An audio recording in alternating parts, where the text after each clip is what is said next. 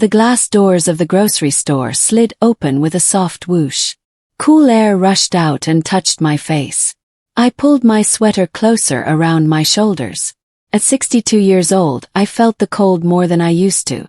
Sydney in September still had a bite to it, even though spring was supposed to be here. Don't forget to like this video and tell us in the comments where you're watching from. Mom, I'll grab a basket. You can look at the fruit. My son Daniel said he walked ahead quickly like he knew this store very well. I had come to Australia 2 weeks ago to visit Daniel. He moved here 5 years ago after he married Sophia, a woman with perfect hair who always smiled at me like I was a stranger she was being polite to. I pushed my cart toward the vegetables. The store was busy with people shopping after work. I could hear different languages being spoken.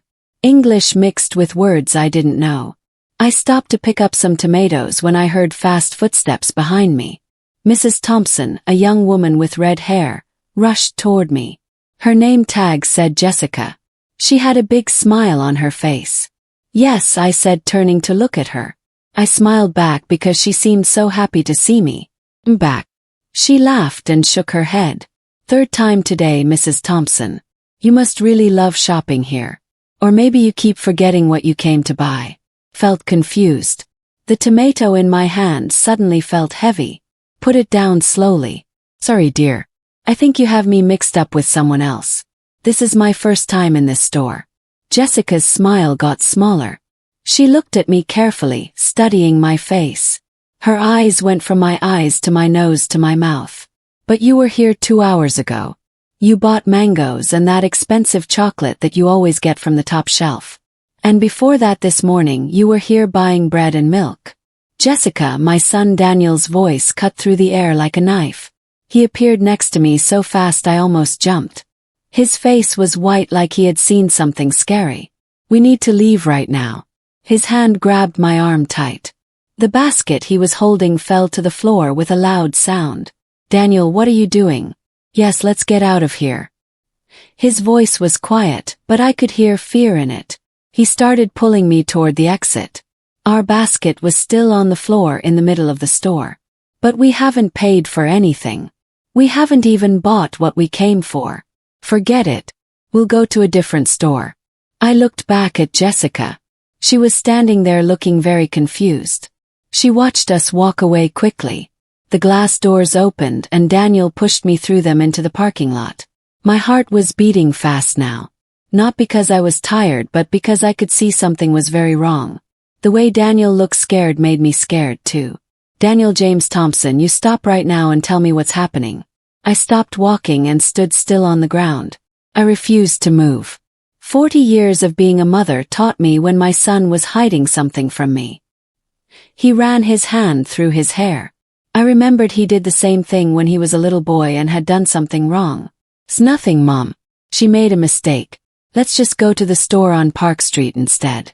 She knew my name, Daniel. People who make mistakes don't know your name. She said I was there 3 times. She talked about specific things I bought. Expensive chocolate. She acted like she knew me very well. A car drove past and honked its horn. Daniel jumped like the sound scared him. Can we please talk about this in the car? It's getting cold out here. I let him walk me to his black car, but my mind was full of questions. Something was very wrong. I could feel it in my stomach. That feeling a mother gets when her child is hiding something big. We drove without talking for a few minutes. I watched the streets of Sydney go past. Buildings made of red brick, shops with bright signs, people walking with shopping bags. Everything looked normal and everyday, but nothing felt right. There's a woman, Daniel finally said. His hands held the steering wheel so tight his fingers were white. She shops at that store. She looks like you. Looks like me. Very much like you. He cleared his throat. Strange, actually. Sophia and I saw her a few months back. We thought maybe she was a cousin we didn't know about or something. And you didn't think to tell me this. In 2 weeks of me visiting, you couldn't find time to say, by the way, Mom, there's someone in Sydney who could be your twin. He breathed in quickly when I said the word twin. I saw it clearly. His shoulders got tight. His whole body went stiff. Daniel, what aren't you telling me? Nothing, Mom. I just didn't want you to worry about some strange woman who happens to look similar to you. It's probably just one of those things where people look alike. But I knew my son. I raised him by myself after his father left when Daniel was 10. I worked night shifts at the hospital to pay for his school. I was there for every happy moment and every sad moment. And I knew for certain that he was lying to me. Take me back to your house, I said quietly. Mom, now Daniel. The drive to their house in a nice part of Sydney was silent and heavy. Sophia was not home when we got there. She was at one of her yoga classes. Their home always made me feel a bit strange. Everything was white and gray. The furniture looked expensive but not comfortable. There were pictures on the walls that I didn't understand. I went straight to the guest room where I had been sleeping. I took my phone from my bag. My hands were shaking a little. I searched on the internet. How to find someone who looks like you, Sydney. The results didn't help much. I tried different searches. Person who looks like me, Sydney. Twins who didn't grow up together. How to find adoption records. Melbourne, 1963. That last search made me stop. My mother had died 2 months ago. I never thought to ask more questions about how I was born. She always said I was born at home in Melbourne. No hospital, just a woman who helped mothers have babies at home. My mother said she couldn't remember the woman's name. I never doubted her. Why would I? But now with Jessica's words in my head, 3rd time today, I started to doubt everything. I heard Daniel's voice in the hallway. He was talking on his phone in a quiet voice. I heard him say, Elle knows something and she needs to stay away and you know what to do. A cold feeling went down my back. I opened my computer and started searching more carefully. Melbourne birth records, 1963. Adoption papers, missing people. I wasn't sure what I was looking for, but I felt like I had to find something. An hour later I hadn't found much, but I did find something strange. My birth certificate, which I had scanned years ago for my passport, looked wrong. The paper looked too new for 1963. The official stamp was so light you could barely see it. I never noticed before because I never had a reason to look closely. A knock on the door made me jump. Mom, Daniel's voice was soft. He sounded sorry. Can we talk? Come in. He walked in looking tired, like he had become older in just a few hours. He sat on the bed and didn't look at me.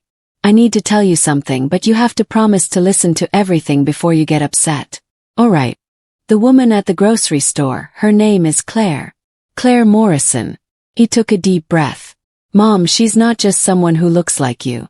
We're almost sure she's your identical twin sister. The room felt like it was spinning. I held on to the desk to keep myself steady.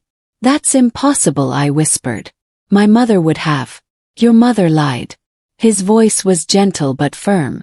We've known about Claire for 8 months. Sophia met her at a charity event. She looks so much like you that we started asking questions. We hired someone to investigate. 8 months. My voice got louder. You've known for 8 months and never told me. We were trying to find the right way to tell you. We wanted to learn more first. Mom, listen. Claire is rich. Very rich. Her parents who adopted her died and left her lots of money. She made that money grow even bigger by investing it. She lives in a fancy neighborhood near the harbor, one of the most expensive places in Sydney. I stared at my son, this man I thought I knew. He felt like a stranger now.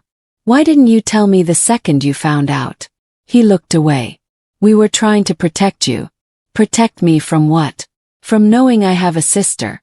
From the truth, it's complicated. Mom, Claire, she's not healthy. She has early Alzheimer's disease. And there are people around her. People who he stopped talking suddenly. People who what? Daniel. He stood up and walked to the window. People who might not want her to suddenly find out she has a sister who could try to take her money. Is that what you think I would do? Try to take a stranger's money? Course not. He turned back to me. His face looked pained, but other people might think that. We were trying to figure out how to do this carefully. How to make it legal and safe for both of you. I want to meet her, I said. The words came out before I even thought about them. This Claire, I want to meet my sister. Daniel's face went completely white. That might not be a good idea right now. Why not? Because he stopped like he was fighting with himself about what to say 'cause she goes to that grocery store 3 times a day. Mom, sometimes more. She buys random things and forgets she already bought them. She gets confused about where she is. And the people around her, her money manager, her lawyer, they watch her very carefully. If they found out about you suddenly, if they thought you were trying to, I don't care about her money. I stood up. Anger filled my whole body. I care that I had a sister I never knew about. I care that my mother lied to me my whole life. I care that you've been keeping this from me for 8 months. Mom, please. No, I held up my hand. You don't get to mom please me right now. You've been lying to me for 8 months. 8 months of phone calls and me visiting where you could have told me the truth. I grabbed my bag. My hands were shaking with anger and shock and a sadness I didn't fully understand yet. Where are you going for a walk? Need air. I need to think. Wait, there's more. There's something else you need to know about Claire. About why we've been so, but I was already out the door. I couldn't hear another word. I needed space. I needed to breathe. I needed to understand how my whole life could suddenly feel like a lie. The September air hit me when I stepped outside onto the street. Tourists walked by taking photos of the old buildings. A man played guitar on the corner. Everything was so normal while my world was falling apart. Had a sister, Quinn. We were separated when we were babies. And my son had been keeping her a secret for 8 months. The question burning in my mind as I walked without direction through Sydney wasn't just why, it was, what else is Daniel hiding? I pulled my sweater tighter and kept walking. I didn't know that the answer to that question would break everything I thought I knew about my family and myself. I walked for almost 3 hours. My feet hurt.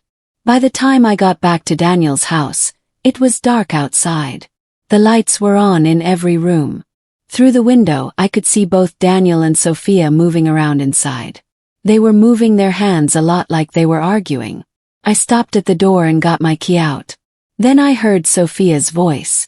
She was shouting. She never shouted. You should never have let her go to that store. What were you thinking? I didn't know Claire would be there today. Daniel shot back. How could I have known? You should have been more careful. 8 months of planning, Daniel. And you destroy it in one stupid trip to the grocery store. Planning. My hand froze on the door handle. What planning? Keep your voice down, Daniel said in a harsh whisper. She could come back any minute. But maybe it's time we told her everything. This sneaking around makes me feel sick inside. We can't tell her. Not yet. Not until after I pushed the door open. They both jumped. Sophia's hand flew to her chest.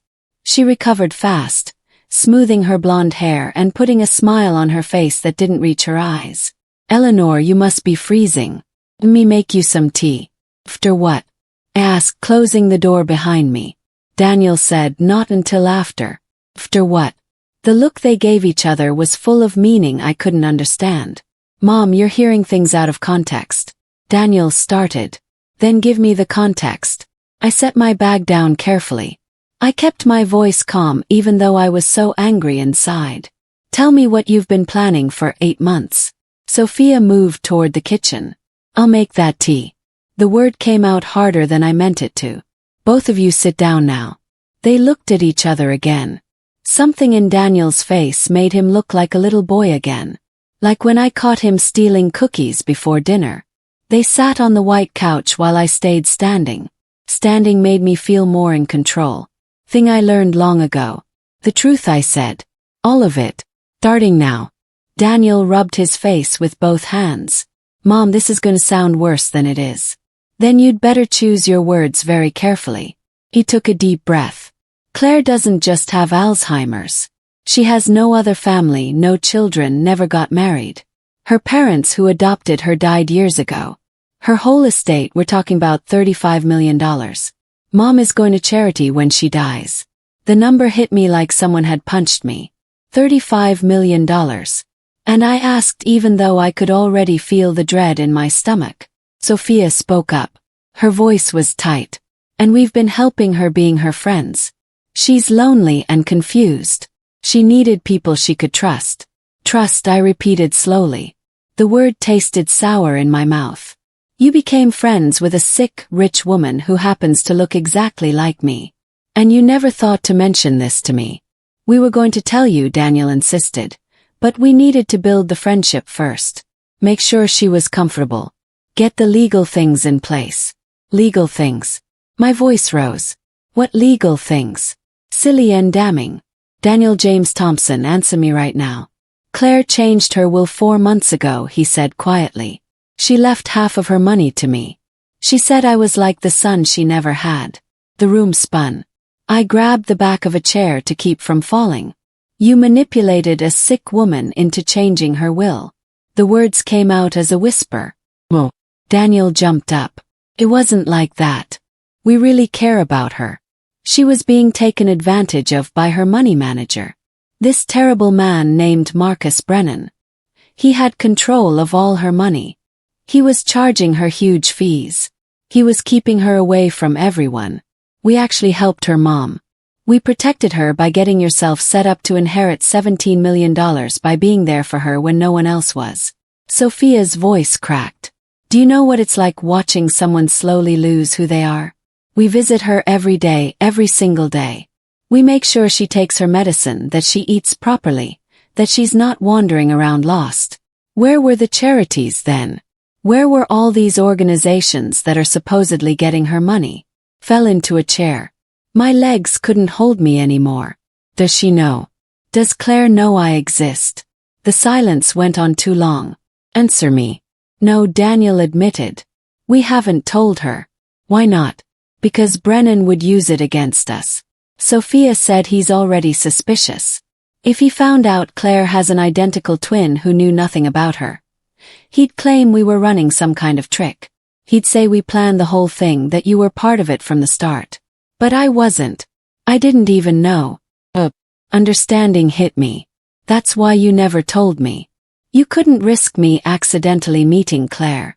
Couldn't risk anyone finding out about me at all because it would ruin your chance at her money.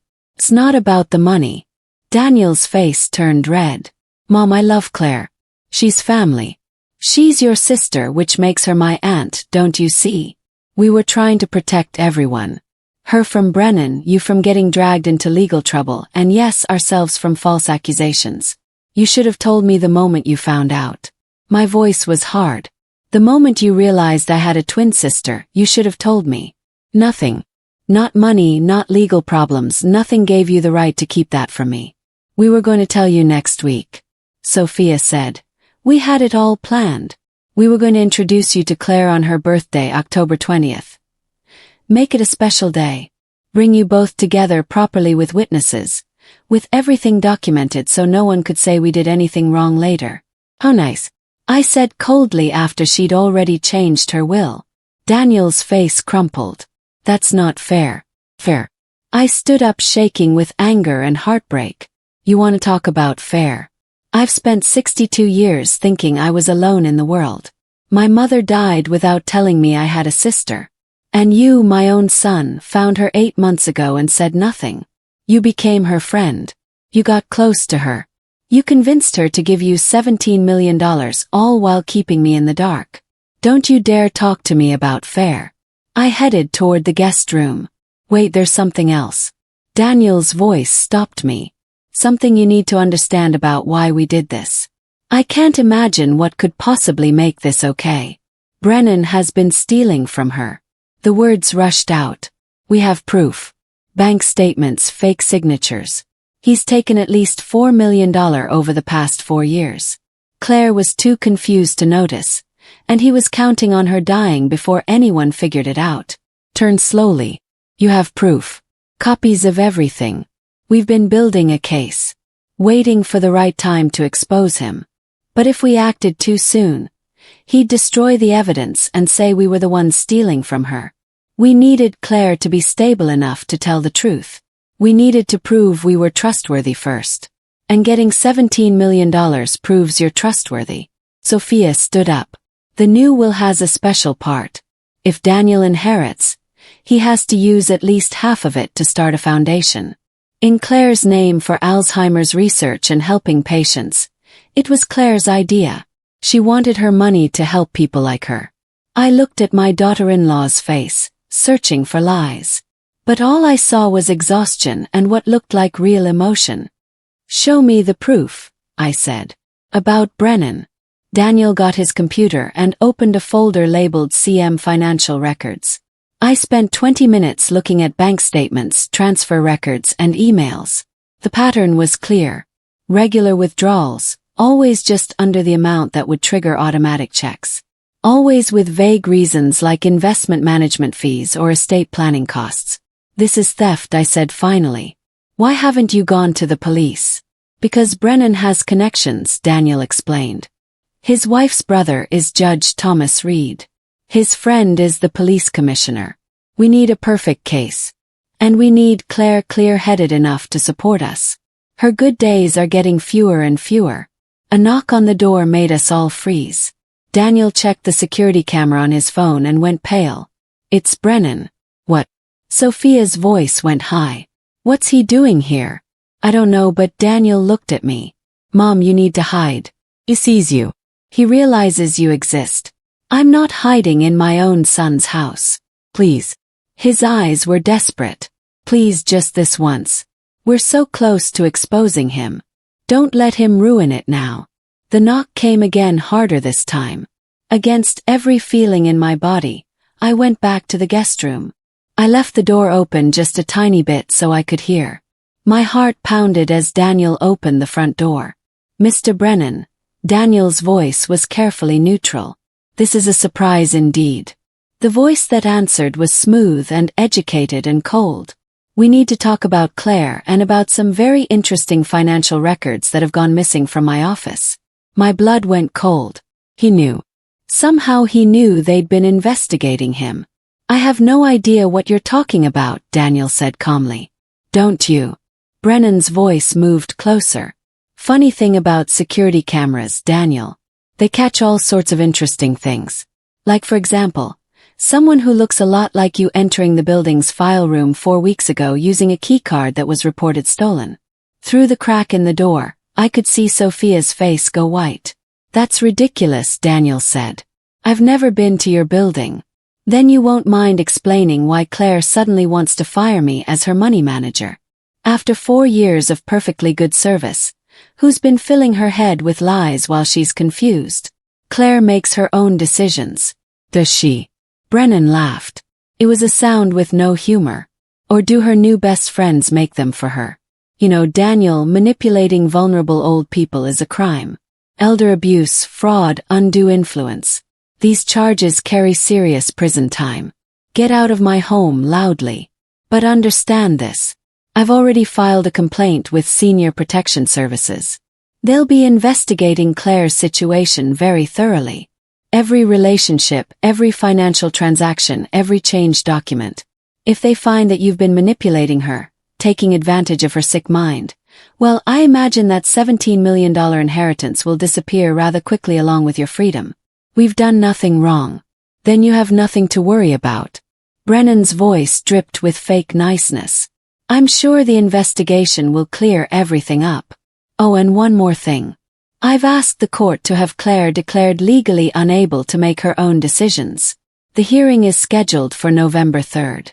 Once she's declared unable, any wills she signed in the past year will be cancelled. Just thought you should know." The door closed. I heard the lock click. For a long moment no one spoke. Then Sophia started crying. Deep, heavy sobs that shook her whole body. Daniel held her. His own face was gray. I stepped out of the bedroom. My mind was racing. Senior Protection Services, court hearings, accusations of elder abuse. And in the middle of it all, a sick woman, my sister, who I still hadn't met. "When is Claire's next good day?" I asked quietly. Daniel looked up surprised. "Sometimes mornings are better." "Why?" "Because you're going to take me to meet her tomorrow morning. Before any investigators show up, before any court hearings, I deserve to meet my sister. Mom, if Brennan finds out you exist, then he finds out." I straightened my shoulders.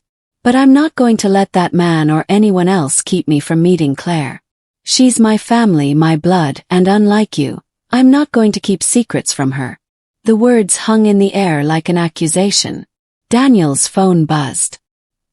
He looked at the screen and his face went even more pale. Something I wouldn't have thought possible. What? Mass. It's from Claire's building security. She's missing. She left for her walk 4 hours ago and hasn't come back. Outside the window, Sydney had gone dark. Somewhere in this city, my twin sister was lost, confused and alone. And I was going to find her whether my son helped me or not. We need to call the police, Sophia said, already reaching for her phone. Daniel's hand shot out, stopping her. We can't involve the police. Not with Brennan's complaint already filed. It'll look like we're the ones who let her wander off. Then what do you suggest? Sophia's voice was high with panic. She's been missing for 4 hours. Anything could have happened. I know where she might be, I said. Both of them turned to stare at me. The grocery store. The cashier said she'd been there 3 times today. If she's confused, she might go back to places she knows. Daniel grabbed his car keys. That's 20 minutes away. Let's go. We drove through Sydney's nighttime streets without talking. I sat in the back seat watching the city lights blur past. My mind was filled with images of a woman I'd never met but who shared my face. Was she scared, cold? Did some part of her feel that something was different tonight? That somewhere in this city, her mirror image was searching for her? The grocery store parking lot was almost empty when we arrived. Through the windows, I could see Jessica at her register looking bored as she checked out a customer buying things late at night. There, Sophia pointed to a person sitting on the bench outside the pharmacy next door. Is that her? Even from far away, even in the dim light, I knew it was her, like looking at a photo of myself. She wore a tan coat like one I owned. Her gray hair was cut almost the same way as mine. She sat staring at nothing. Her hands folded in her lap. Let me talk to her, I said, already opening the car door. Mom, wait. Daniel started. No more waiting. No more secrets. I stepped out into the cold night air. My heart thundered as I walked toward her. She didn't look up until I was standing right in front of her. When she did, her eyes went wide. Hazel eyes exactly like mine in a face that was my own looking back at me. Oh, she said softly. I knew you'd come eventually. The words made me freeze. You knew about me. I've seen you, she said, in dreams, in mirrors sometimes. Mother always said I was imagining things, but I knew. I've always known I wasn't complete. I sat down beside her, my legs suddenly weak. My name is Eleanor. Eleanor Thompson. Claire. She studied my face with wonder. Claire Morrison. You're very beautiful. We're very beautiful, aren't we? She laughed. Sound both happy and lost. I should know my own face. But sometimes I don't. Do you ever forget what you look like? Claire, I'm your sister. Your twin sister. I don't have a sister. Mother would have told me. But even as she said it, tears started running down her face. Why did she never tell me? I don't know, I said, taking her cold hands in mine. But we're going to find out together. Behind us, I heard Daniel and Sophia coming closer.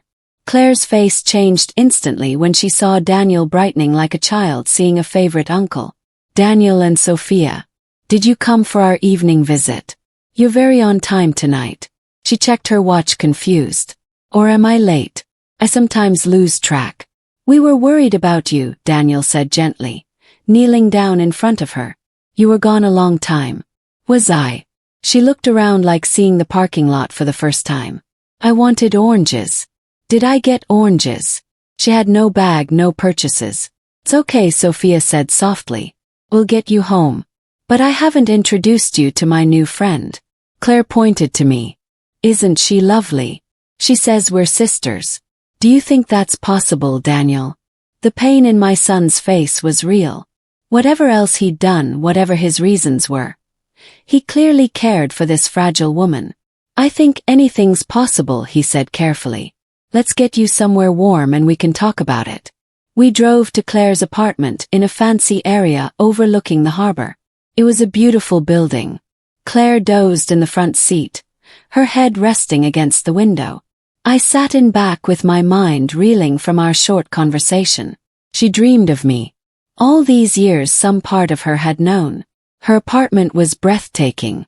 Huge windows, original art, furniture that belonged in museums, but it also showed signs of her sickness, sticky notes everywhere with reminders, multiple calendars with different appointments written on them, for pairs of reading glasses on different tables.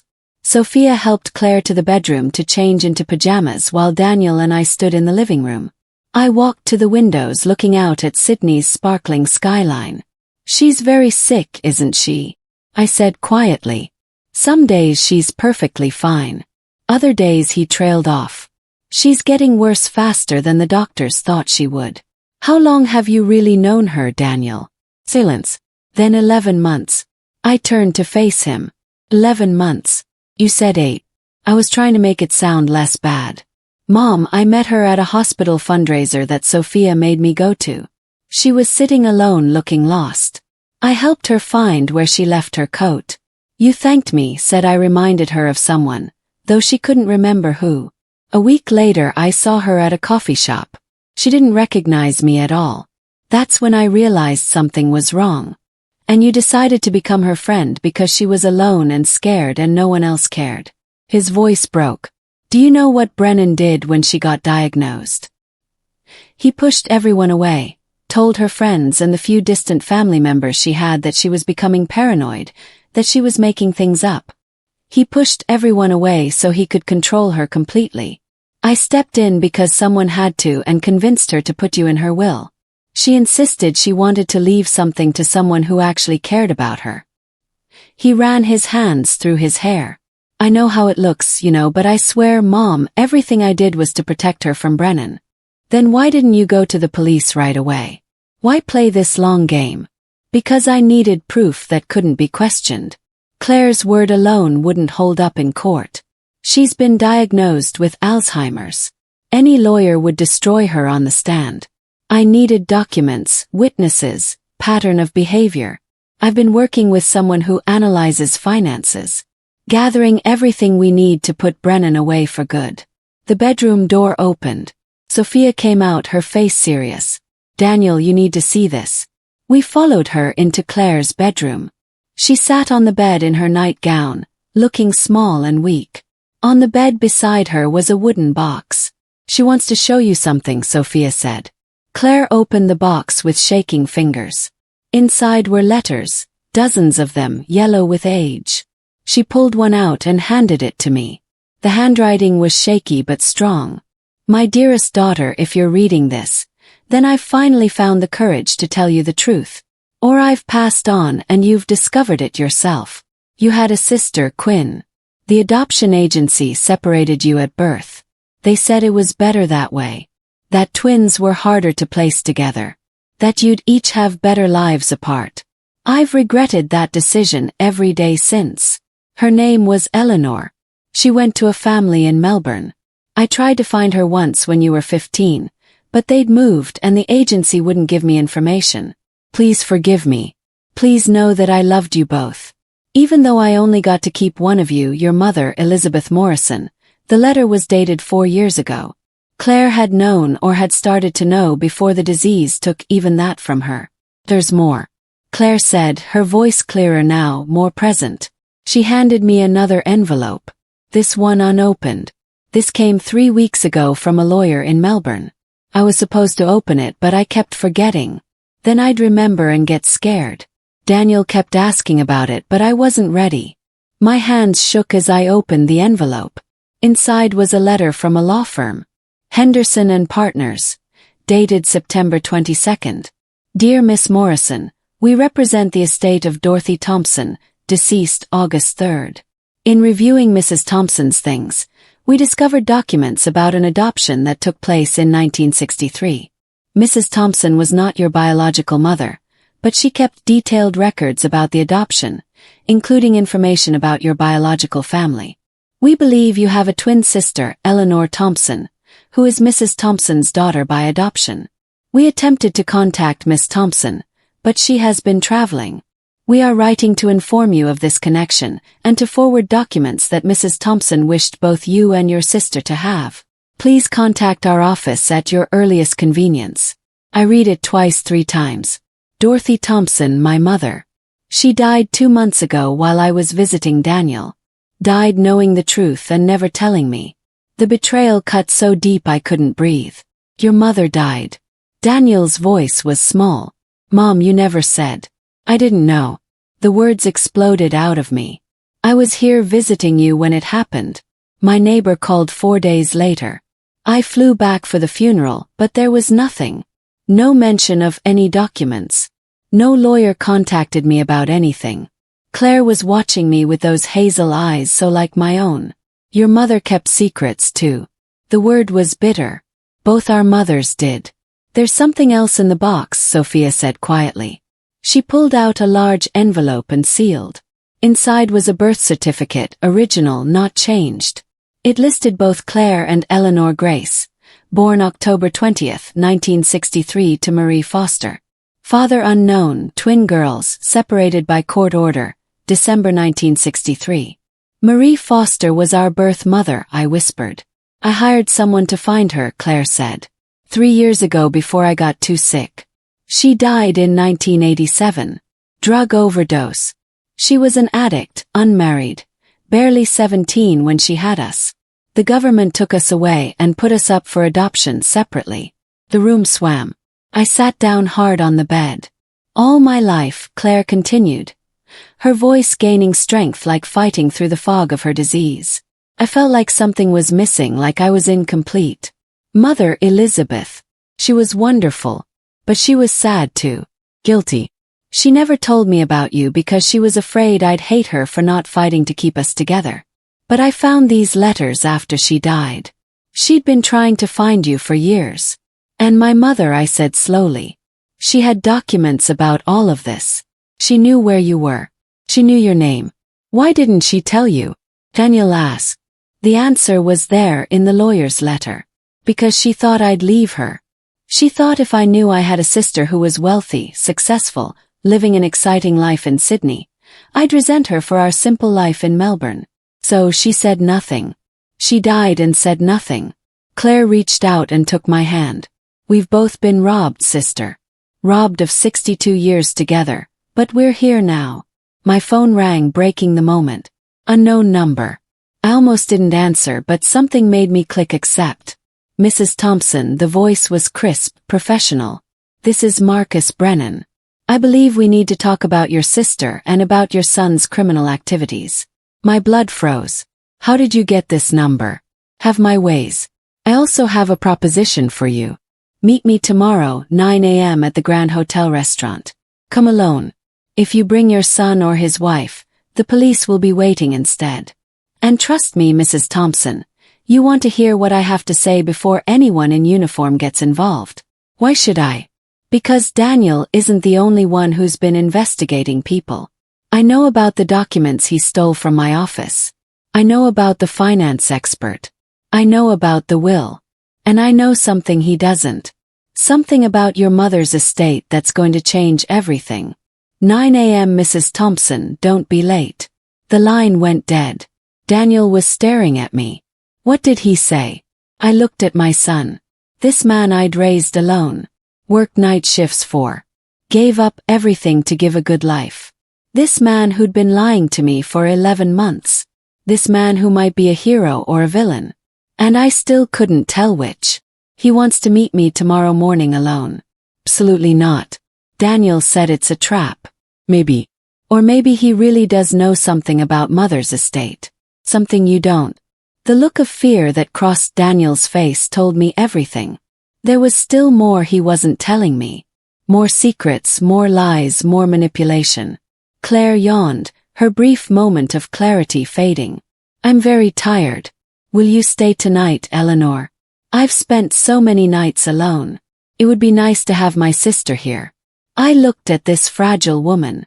We mirror my blood, my twin. Then at my son, standing stiff with secrets and fear. Yes, I said to Claire. Mom, we need to talk about Brennan tomorrow. I cut him off after I meet with him. After I hear what he has to say. You've controlled this story for 11 months, Daniel. Now it's my turn. Sophia and Daniel exchanged a look of pure panic. Mom, please. You don't understand what you're walking into. Then you should have been honest with me from the start. I stood up, helping Claire into bed. Now go home, both of you. I'll call you after the meeting. You can't trust Brennan. And I can't trust you, I said quietly. So I'll hear him out and make my own decisions. That's what adults do, Daniel. They make their own informed decisions instead of manipulating people and keeping secrets. The words hit their mark. Daniel's face crumpled. I was trying to protect you, he whispered. No, you were trying to protect yourself now. Please leave. My sister needs rest. After they left, I lay in the guest room of Claire's apartment, staring at the ceiling. In the next room, I could hear her breathing deep and steady. We were connected by blood, by birth, by 62 years of not knowing each other. And tomorrow I would walk into whatever trap or truth Marcus Brennan had waiting for me. Because unlike my son, I wasn't afraid of the truth anymore. I was afraid of what I'd become if I kept living in lies. I woke at 5:30 a.m. to find Claire already up, standing at her living room window in her nightgown, staring out at the city as dawn painted the sky pink and gold. You're still here, she said without turning around.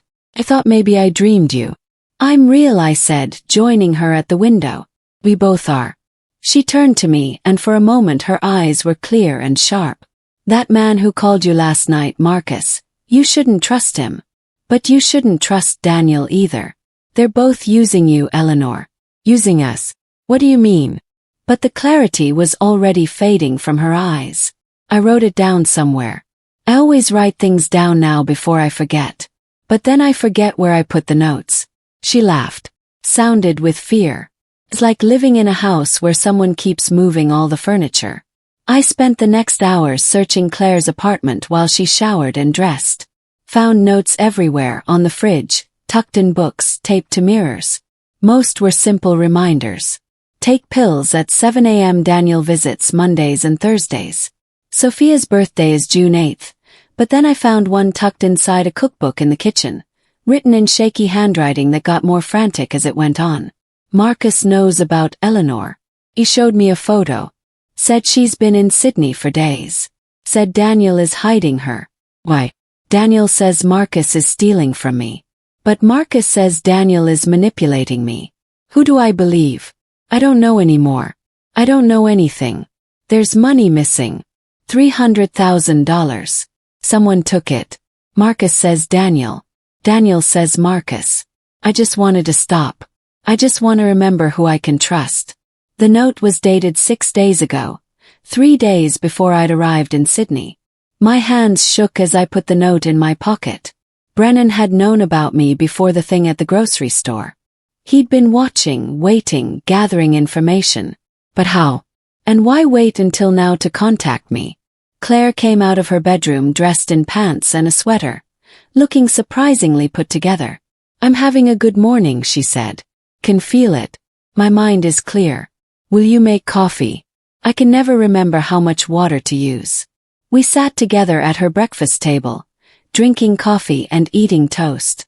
For a few precious moments, we were just two sisters sharing a morning meal, the way we should have been doing for 62 years. Tell me about your life, Claire said. I want to know everything. Did you marry, have children? What did you do for work? I told her about my late husband, Robert, who died in a car accident 18 years ago, about my career as a teacher, about Daniel, my only child, and how proud I'd been when he'd gotten into university. He was always ambitious, I said. Even as a boy, but he was kind too. Or I thought he was. He is kind, Claire said firmly. I see it when he visits. The way he makes sure I've eaten. The way he reads to me when I can't focus on the words myself. But he's also desperate. Can see that too. Desperate for what? Money, security, not for himself. For Sophia. She grew up rich. You know, her family lost everything in the 2009 crash. She's terrified of being poor again.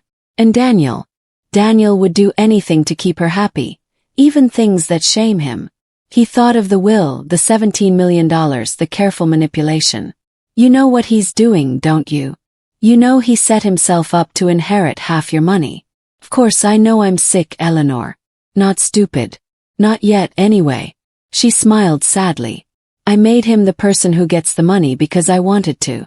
Because he's family, your son, which makes him mine too. And because I'd rather the money go to family than to charities run by people who've never met me. But what about Brennan's theft? The proof Daniel has. Claire's face darkened. That's real. Marcus has been stealing from me. I have proof. Not just Daniel's proof, but my own. I hired someone to investigate 6 months ago during one of my clear periods. Marcus doesn't know about him. Neither does Daniel. I set down my coffee cup carefully. What did the investigator find? Everything. Marcus's gambling debts. His girlfriend in Brisbane. The fake companies he's been sending my money through. But he also found something else. She reached across the table and gripped my hand. Eleanor, your mother's estate. The documents that lawyer mentioned in the letter. Marcus has them. The room seemed to tilt. What? The investigator tracked the law firm. Henderson and Partners. They sent copies of Dorothy Thompson's documents to both of us. But Marcus opens my mail. Has for months. He's been opening everything, checking it. He got my copy and realized immediately what it meant. That's how he knew about you. But why didn't the lawyer contact me directly? They did.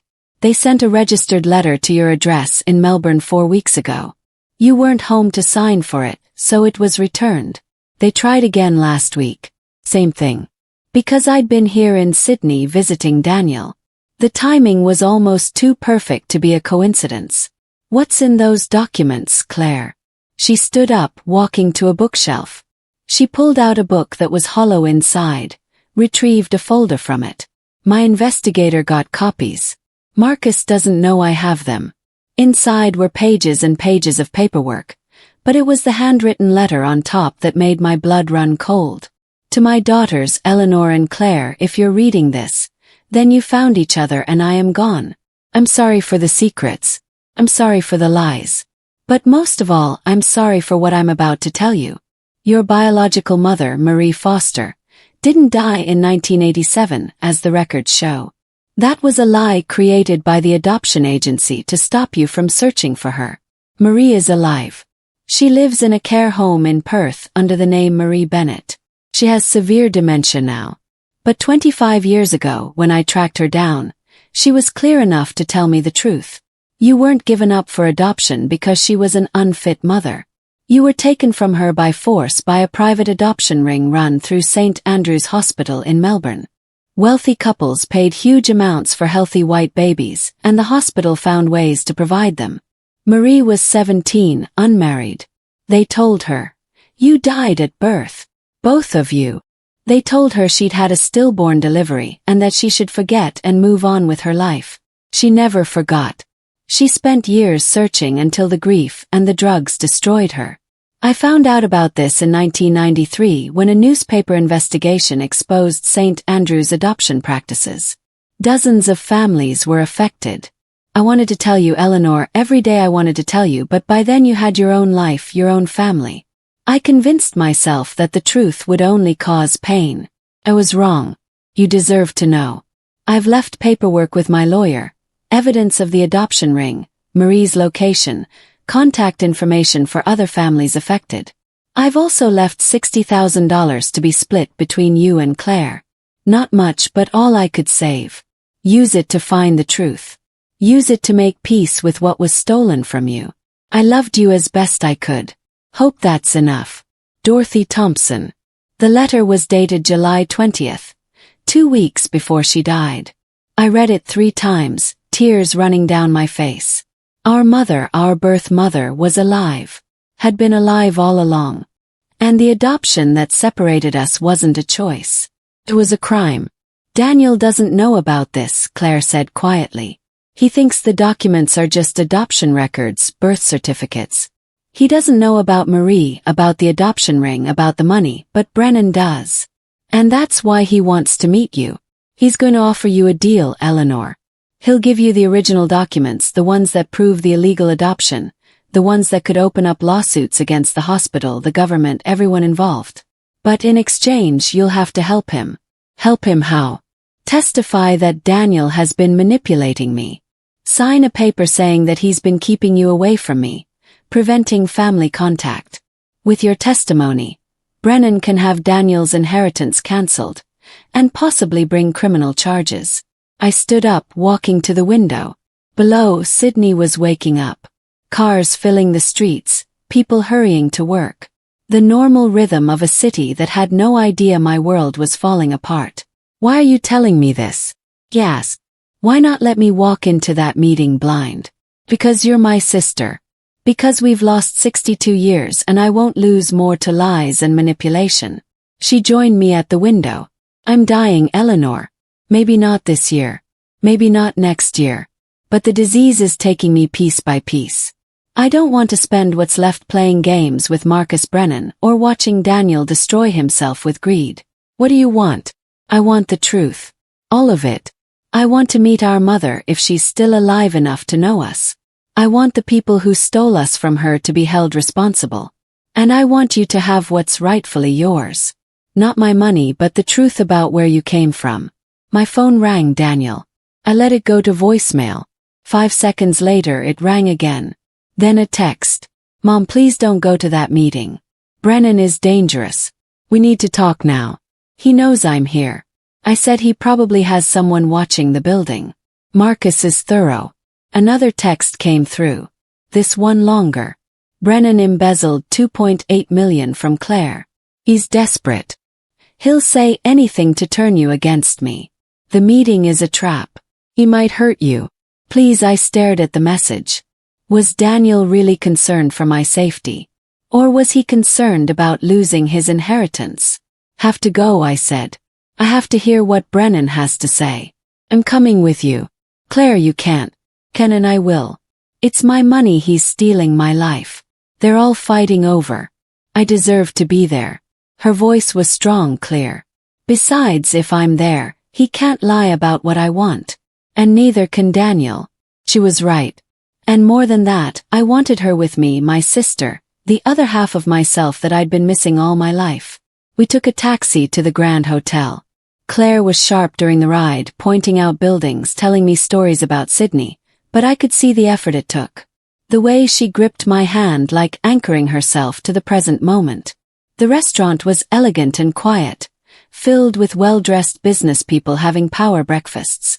Marcus Brennan sat at a corner table. A silver-haired man in an expensive suit who radiated confidence like a predator. His eyes widened when he saw Claire with me. "Mrs. Morrison, this is unexpected." "Is it, Marcus?" Claire's voice was ice. "You've been making decisions about my life for 4 years. I thought it was time I participated in the conversation." We sat down. A waiter appeared, but Brennan waved him away. "You shouldn't have brought her," he said to me. "My sister goes where I go," I replied. The word sister felt powerful, claiming a relationship that had been stolen from us. Brennan's smile was thin. "Very well. Then you'll both hear what I have to say." He slid a folder across the table. Inside are the original documents from Dorothy Thompson's estate. Everything about the adoption ring, about your biological mother, about the money she left you. I'll give you all of it free and clear. In exchange for what? In exchange for your testimony that Daniel Thompson has been engaged in financial elder abuse of Claire Morrison, that he's manipulated her into changing her will, isolated her from professional care, and stolen money from her accounts. "Daniel hasn't stolen anything," Claire said firmly. "Hasn't he?" Brennan pulled out another folder. 4 weeks ago, $300,000 was transferred from your investment account to an account in the Cayman Islands. The form had your signature, but I've had it analyzed. It's a forgery." He slid a document across the table. It was indeed a transfer form.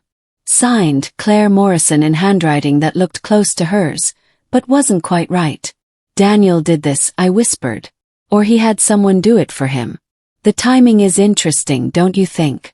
Right after he learned you were coming to visit, right after he knew his window was closing, Claire picked up the document, studying it. This isn't Daniel's work." "How can you be sure?" "'Cause it's yours, Marcus." She looked up at him with complete clarity in her eyes. "I recognize the mistakes. You always make my age too big, and you never quite get the angle right on my C. Daniel would have been more careful. Brennan's face went very still. That's ridiculous. Is it? Because my private investigator has samples of your forgeries going back 3 years. You've been practicing my signature, getting better at it. But you're still not perfect. I watched the color drain from Brennan's face. Watched his careful control slip. You're confused. He said, his voice hard. The Alzheimer's makes me forgetful. Not blind, not stupid. Claire placed both hands flat on the table. Here's what's going to happen, Marcus. You're going to give Eleanor those documents, all of them, with no conditions. You're going to quit as my money manager today. And you're going to return every penny you've stolen from me, or I'm going to have you arrested. You have no proof. I have an investigator's report documenting every theft. Have bank records, handwriting analysis, testimony from your assistant who you pressured into helping you. Have everything, Marcus. I've had it for months. I was just waiting for the right moment to use it. Brennan stood up suddenly. His chair scraping against the floor. Several people looked over. You're making a mistake, he said quietly. Daniel is using you. When he gets his hands on that inheritance, you'll never see him again. Maybe, Claire said, but that's my choice to make, not yours. And the documents about Eleanor's adoption. You think I'll just hand them over now? You will, I said, finding my voice. Because if you don't, we'll add obstruction and blackmail to the list of charges. Those documents belong to me. They're part of my mother's estate. Keeping them from me is a crime. Brennan's eyes were cold with fury. You have no idea what you're doing. That adoption ring. There are powerful people who don't want that exposed. People who will make your life very difficult if you start asking questions. Is that a threat? Claire asked. It's a warning for both of you. He leaned down, his voice dropping. You think Daniel is the villain here? At least he really cares about you, Claire. In his own twisted way. The people who ran that adoption ring, they're still out there, still connected, still powerful, and they will not be happy about you digging up the past. He threw a card on the table. When you're ready to be reasonable, call me. The documents will be waiting, but don't wait too long. Your window is closing faster than you think. He walked out, leaving us sitting in stunned silence. Claire's hand was shaking now, her moment of clarity fading. Eleanor, why are we in a restaurant? Are we celebrating something? My heart broke. Yes, I said gently. We're celebrating finding each other. Oh, that's nice, she smiled, vague and distant. Did I have breakfast? I can't remember. I helped her to her feet, guiding her out of the restaurant, but my mind was racing. Brennan's warning echoed in my head. Powerful people, still connected, still out there. My phone buzzed. Daniel, where are you? I'm at Claire's apartment. We need to talk about Brennan right now. And beneath that, a text from an unknown number. Stop asking questions about St. Andrew's Hospital. This is your only warning. I looked down at my sister, already forgetting where we were, forgetting our confrontation with Brennan, forgetting everything but the present moment. Somewhere in Perth, our birth mother lived in a care home, not knowing her daughters were alive. Somewhere in Sydney, my son was either a hero or a criminal, and I still couldn't tell which. And somewhere in the shadows, people who had built fortunes on stolen babies were watching. I had walked into this thinking it was just about family secrets and inheritance fights. I was beginning to realize it was so much more dangerous than that. Daniel was pacing Claire's living room like a caged animal when we returned. Sophia sat on the couch. Her perfect appearance finally broken. Mascara smudged under her eyes. Where have you been? Daniel's voice was ragged. I've been calling for 3 hours. Do you have any idea how worried? He stopped when he saw Claire's confused face. What happened? Is she okay? She's tired, I said, guiding Claire to her bedroom. We had breakfast out. She needs to rest. Breakfast. Mom, you met with Brennan, didn't you? What did he say? What did you tell him? Rest first, I said to Claire, helping her onto the bed. We'll talk later. But we just woke up, Claire protested. Weakly, didn't we? I kissed her forehead, an instinct that felt both strange and completely natural. Just a short sleep, sister. Her eyes widened. Flash of recognition. Have a sister now. I need to remember that. You need to. But sleep was already pulling her under. I closed the bedroom door and turned to face Daniel and Sophia. The time for secrets was over. Sit down, I said. Both of you. Something in my voice made Daniel obey immediately. I pulled out Claire's notes, the investigator's report, Dorothy Thompson's letter, and laid them all on the coffee table like evidence at a trial. Before you say anything, I want you to understand something.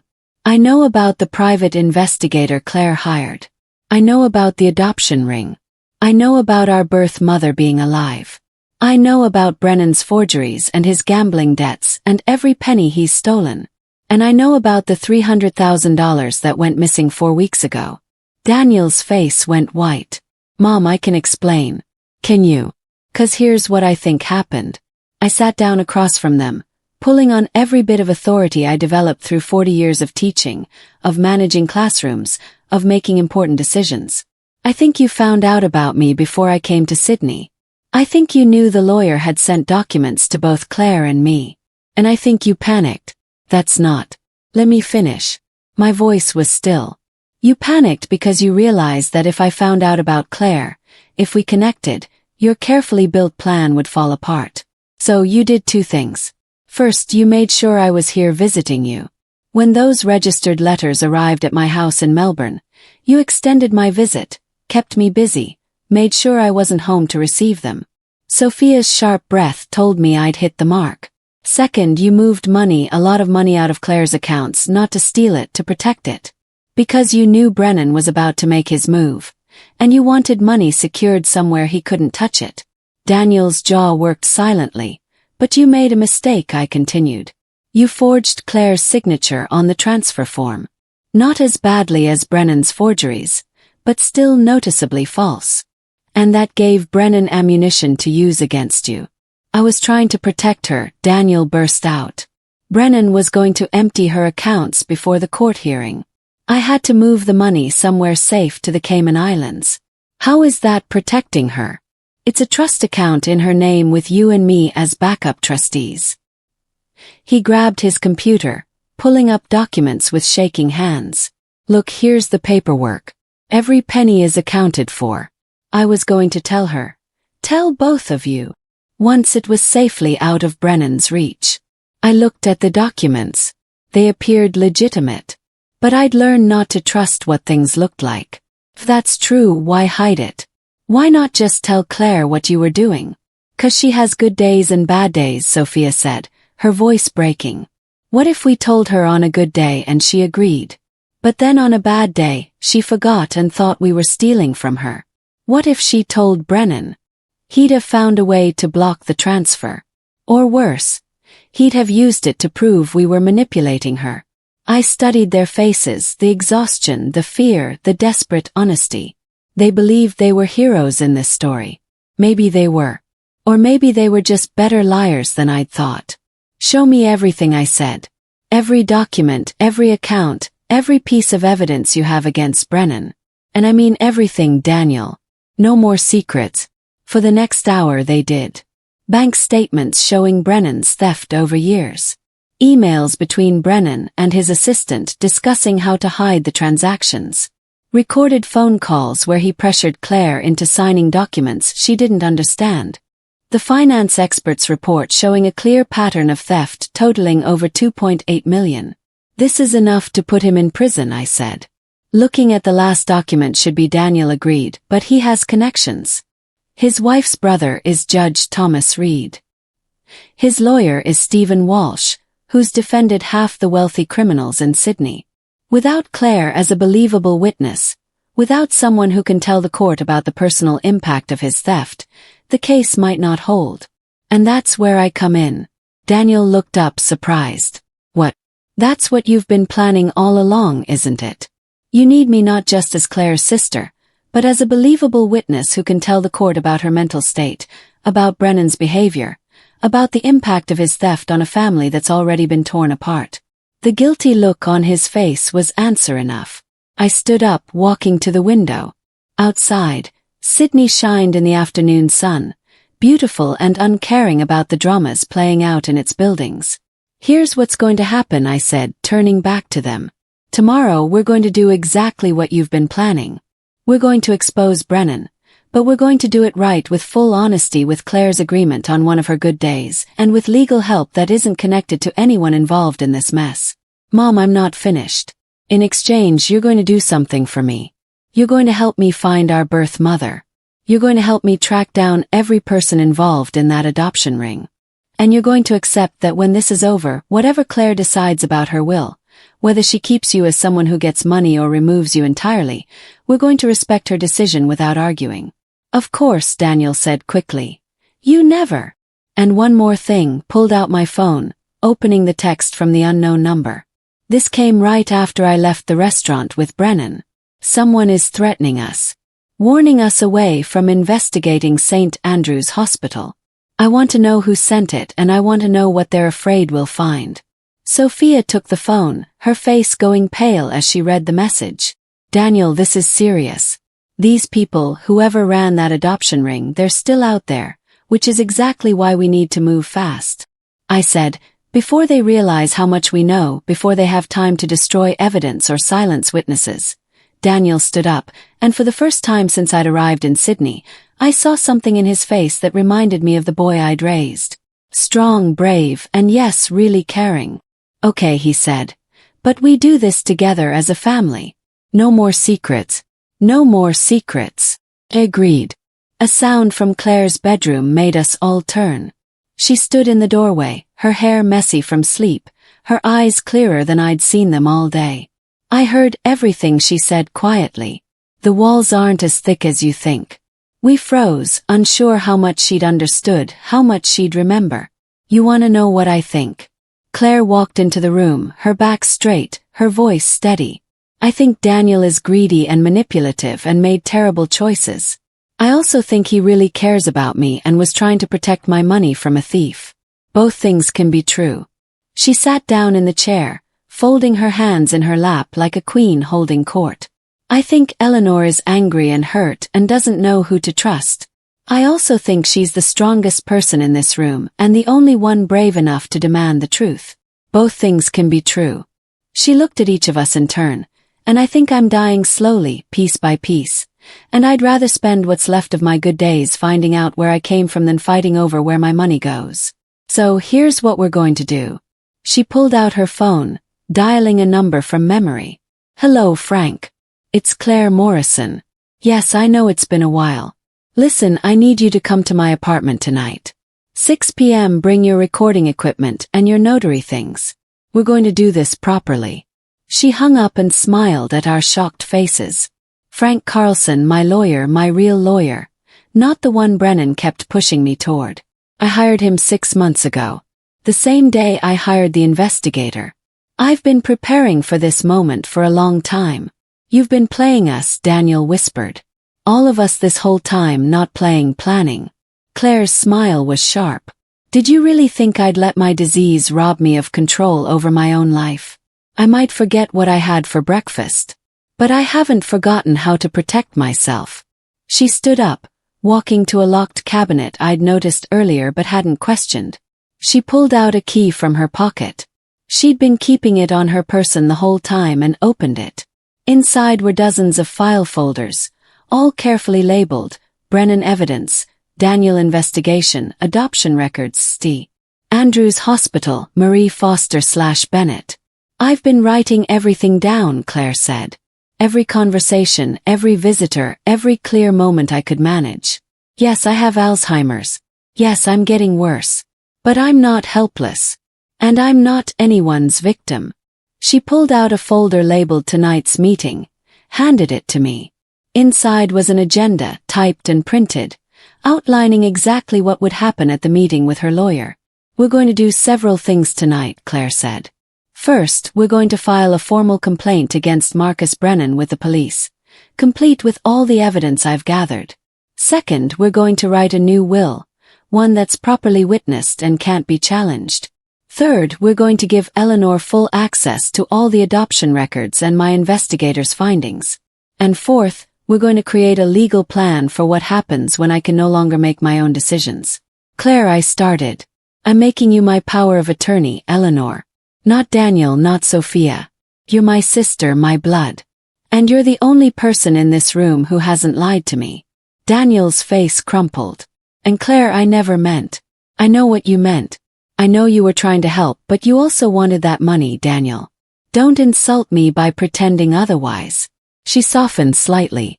You're still in the will. A good amount, enough to secure your future, but the bulk of my money is going into a trust. A trust that Eleanor will manage with clear instructions on how it's to be used.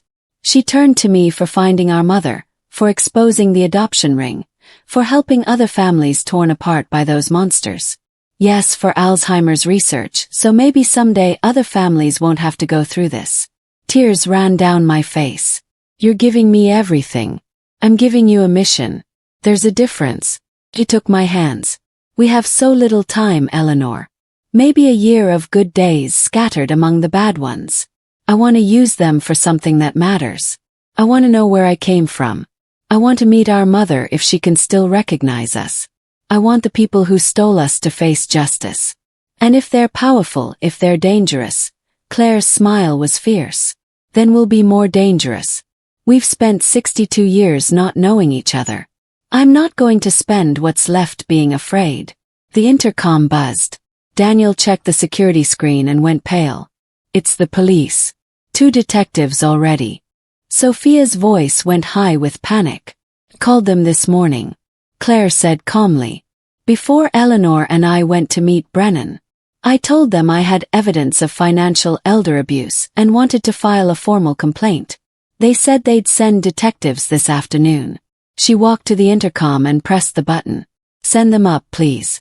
Daniel looked at me, his eyes desperate. You made your choices, Daniel. Now we face the results together as a family. The knock came at the door.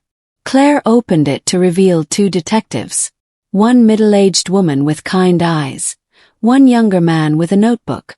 Mrs. Morrison, I'm Detective Sarah Williams and this is Detective Michael Foster. You called about financial abuse. Please come in. I have a lot to tell you.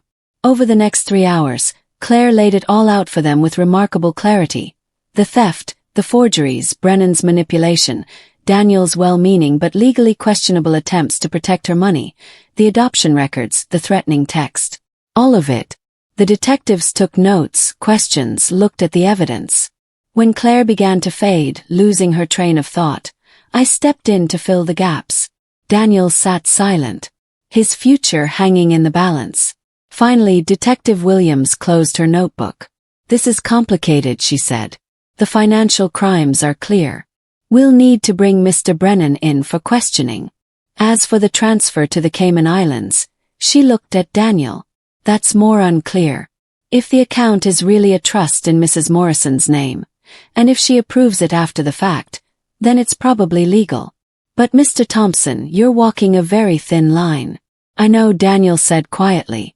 I just wanted to protect her. The road to trouble is paved with good intentions. Detective Williams stood. We'll be in touch. Meanwhile, Mrs. Morrison, I'd suggest you consider getting some protection. If there really are people who don't want that adoption ring exposed, they might do more than send text messages. After the detectives left, we sat in exhausted silence. The lawyer, Frank Carlson, would arrive in an hour. There were documents to sign, decisions to make, legal frameworks to establish. But for this moment we just sat. 3 generations of one family and one newly discovered member bound together by blood and money and secrets and love. My phone buzzed. Another unknown number. Hesitated, then opened it. The message was a photograph. A grave marker. The writing said Marie Bennett, 1946 to 2024. May she rest in peace. Below the photo, a message. Your mother died this morning. Stop looking for answers that died with her. My hands shook as I showed the message to Claire. Her face went still. Then she reached out and deleted the message. They're lying, she said firmly. It's a scare tactic. Call the care home in Perth. Check that she's alive. I dialed the number from the documents. My heart in my throat. A cheerful voice answered. Riverside Care Home. How may I help you? I'm calling about a resident, Marie Bennett. Yes, Marie had such a good day today. She actually ate all her lunch. Are you family? Relief flooded through me so strongly I had to sit down. Yes, I'm family. Wonderful. She doesn't get many visitors. When would you like to come see her? I looked at Claire, at Daniel, at this strange family we'd become. Tomorrow. I said, we'll be there tomorrow. Because if someone was threatening us, trying to scare us away, that meant we were getting close to something they desperately wanted to hide. And I'd spent 62 years not knowing where I came from. I wasn't going to stop now. The morning light came through the windows of Riverside Care Home in Perth, soft and warm. Claire sat beside me in the passenger seat of the rental car. Her hands folded peacefully in her lap. She'd had a clear morning, sharp, focused, present, and we both knew to treasure it while it lasted. Daniel and Sophia followed in their own car. The 4-hour flight from Sydney had been quiet. Each of us lost in our own thoughts about what we might find inside. Are you nervous? Claire asked as I turned off the engine. Terrified, I admitted. What if she doesn't know us? What if the dementia has taken everything? Then we'll sit with her anyway. We'll tell her who we are, even if she can't understand. We'll fill in the empty spaces of our lives. Even if she can't fill in hers. Claire squeezed my hand. Or here, Eleanor. Together, that's what matters. The care home was nicer than I'd expected.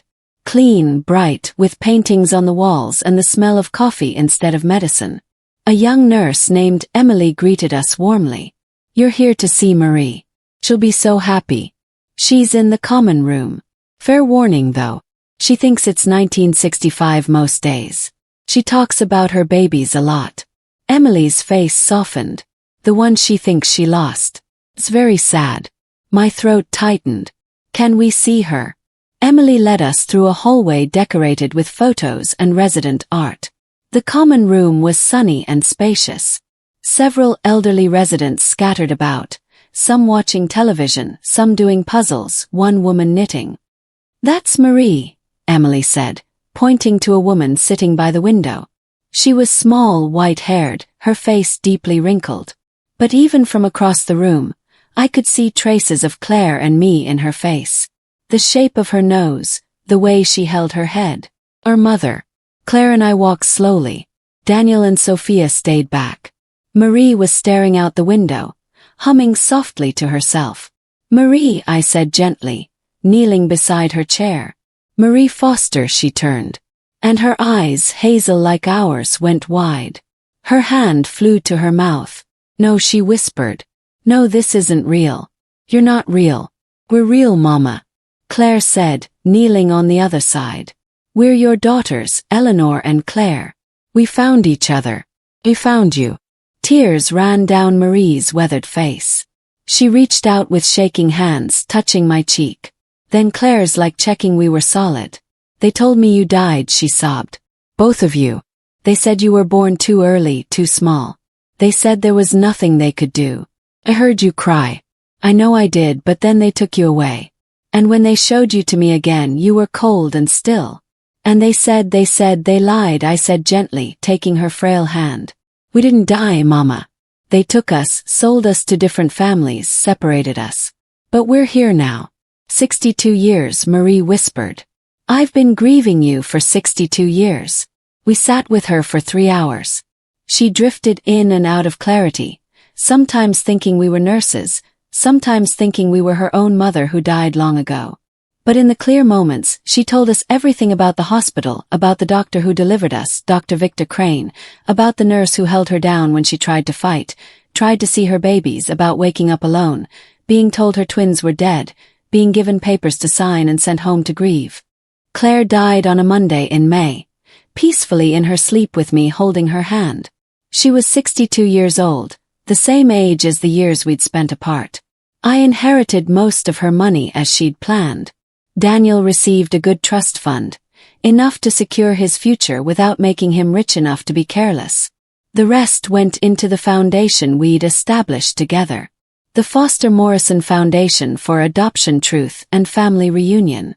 At Claire's funeral, Marie attended one of her rare clear days. She sat beside me in the front row, holding my hand, understanding that she'd lost a daughter she'd barely had time to know. "You'll take care of things," she said. It wasn't a question. "I will, Mama, and I have." In the 4 years since Claire's death, the foundation has reunited 53 families separated by the adoption ring. We've funded legal challenges that resulted in 14 convictions of people involved in the scheme. We've created support groups, DNA databases, and advocacy programs.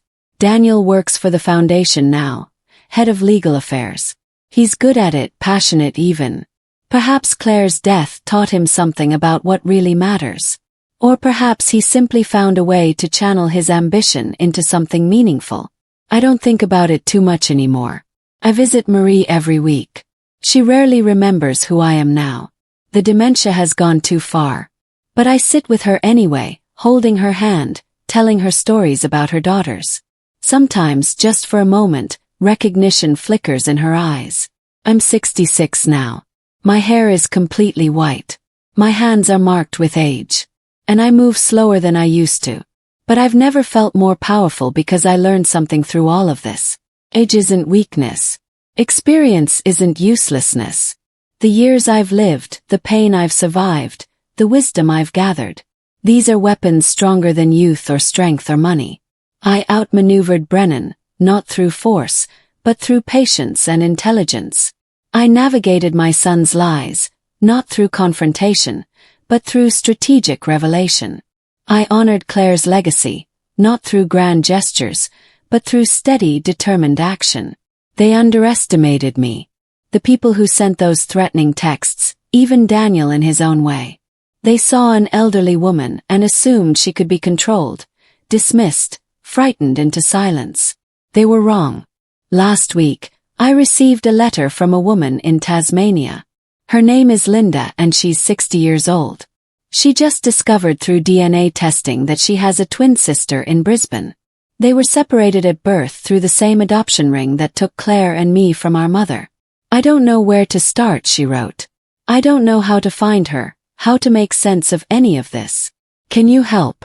I sat in Claire's apartment, mine now, though I still think of it as hers, and wrote back. "Yes," I told her. "We can help. That's what we do. 'Cause this is what 66 years of life has taught me. You can't change the past, but you can refuse to let it control your future. You can't undo injustice, but you can fight hard to prevent it from happening again."